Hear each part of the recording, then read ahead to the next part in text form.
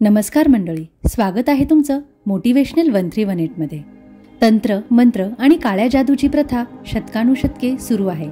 अनेकदा त्याचा गैरवापरही समोर आला आहे। शत्रूंवर विजय मिळवण्यासाठी सामान्यतः लोक काळी जादू किंवा तंत्रतोटके वापरतात। याशिवाय कोणाला तरी नियंत्रित करण्यासाठी तंत्रमंत्रांची मदतही घेतली गेली आहे। काळी जादू किंवा जादूटोणा एखाद्यावर केला गेला आहे की नाही हे काही चिन्हांवरून कळू शकते।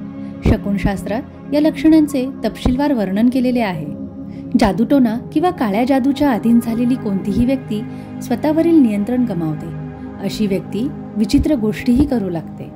घरातील तुळशीचे रोप अचानक सुकायला लागले किंवा घराच्या अंगणात एखादा मेलेला पक्षी पडला तरी ही चिन्हे अशुभ मानली जातात। याला काळ्या जादूचा प्रभाव देखील म्हणतात। जर एखाद्या व्यक्तीच्या स्वभावात अचानक बदल होत असतील आणि तो प्रत्येक कामात स्वतःलाच बरोबर म्हणू लागला तर समजून घ्या की त्या व्यक्तीवर काळ्या जादूचा प्रभाव हा पडलेला आहे। जर तुम्हाला अचानक नोकरी किंवा व्यवसायात रस नसला आणि सर्व प्रयत्न अयशस्वी झाले तर हे देखील काळ्या जादूचे संकेत देते।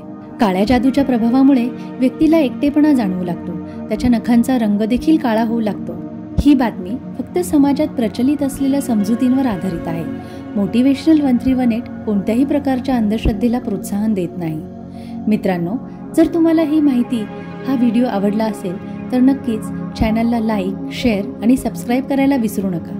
धन्यवाद।